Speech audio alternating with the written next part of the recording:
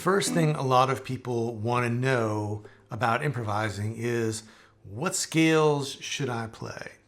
And I hate to make one of those like contrarian YouTube videos about like, you're thinking about it all wrong. But honestly, if you're starting with scales, you're kind of thinking about it all wrong. Because first of all, if you're going to play blues, you don't need a lot of scales. A lot of the time you can get away with just one scale. And before you think about scales, you need to think about some bigger things. Like by the time you get to scales, you're thinking about the actual notes you're going to play, like what notes are available. But just pushing around a bunch of notes is not going to make it sound good. First, you need to think about the form. Like, are you playing on a 12-bar blues? Are you playing on an 8-bar blues? Are you playing on a 1-chord vamp? And then you need to think about the phrasing, like what kinds of rhythms are you going to play? What kind of shape are the phrases that you play going to have? And once you've thought about that, then you can start thinking about, well, what notes am I going to use to play those shapes? So thinking about the form of the tune will tell you a lot about what kind of phrasing to use. Thinking about the phrasing will tell you a lot about what to do with the notes or the scale choices that you ultimately pick.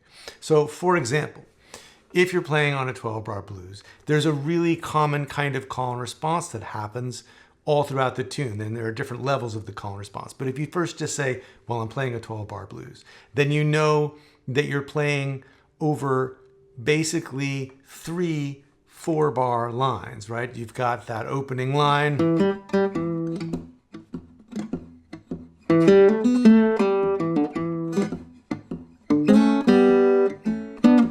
Right, the first 4 bars. And then you're going to go to the 4 chord. And this is the second 4 bars.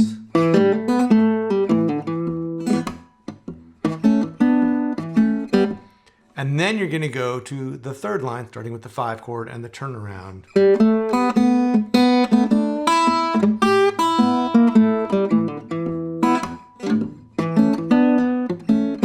So you've already got that 12 bars divided up into 3 lines.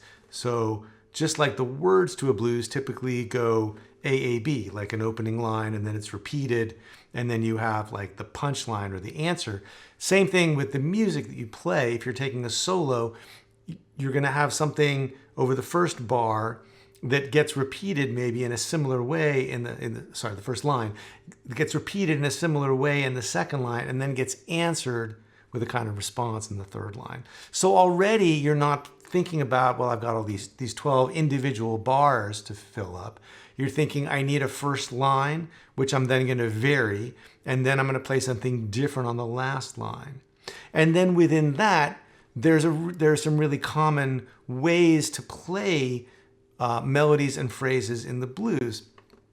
And one of the simplest ways to think about this is just short phrases and long phrases. So a short phrase that leads into the first bar,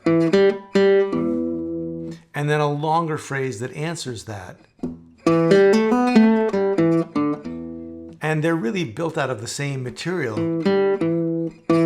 But this one takes that first material and extends it. And when you put those two things together, you have most of the first line.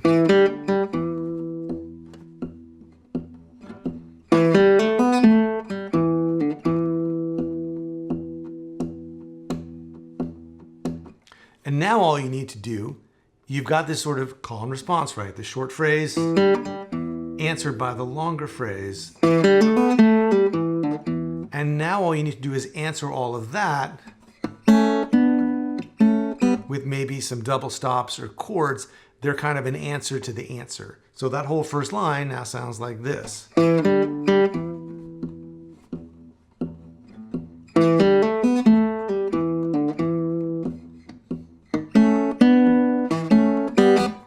And then, since the second line is kind of a repetition of the first line, the big thing that's going to be different is you're going to start the second line on the 4 chord.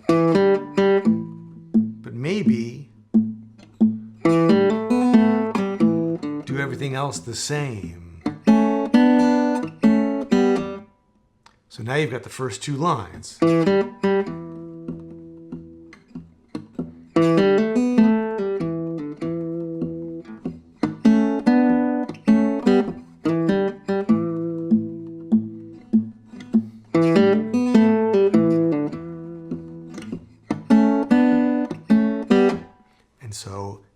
The third line is going to start on the 5 chord, and maybe you change up the phrasing a little bit and where you're playing.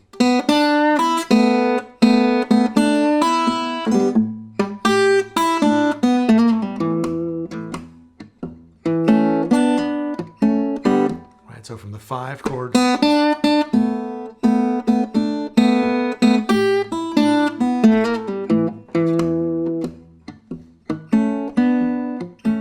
that's definitely different from what happened on the first 2 lines. So now, by breaking it down into 3 lines and breaking each line up into just a couple of phrases, you don't need to come up with that much to play over a complete 12 bars. And we haven't even really talked about what scale we're using. And all I'm using for all of these licks is an E blues scale, which is just like the E minor pentatonic scale with the flat 5 added in. And so it's really the phrasing that's making that scale sound good and sound like blues. From this opening phrase, and it's still just the blues scale. When I go to the 4 chord, I haven't changed scales.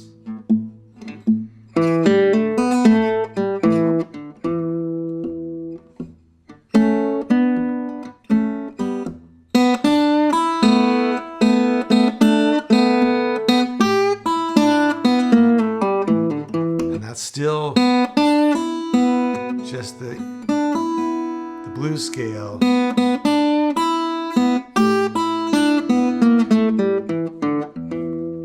So if you start with the big picture with the form, the 12-bar blues in this case, and then think about the phrasing, the long and the short phrases, what's going to be like a call and what's going to be a response, and how those go together to make a line of the blues, and how the 3 lines of the blues relate to each other. Then by the time you get around to scales, you can make a lot of music just out of the blues scale, just out of one blues scale based on the root of the key you're playing in.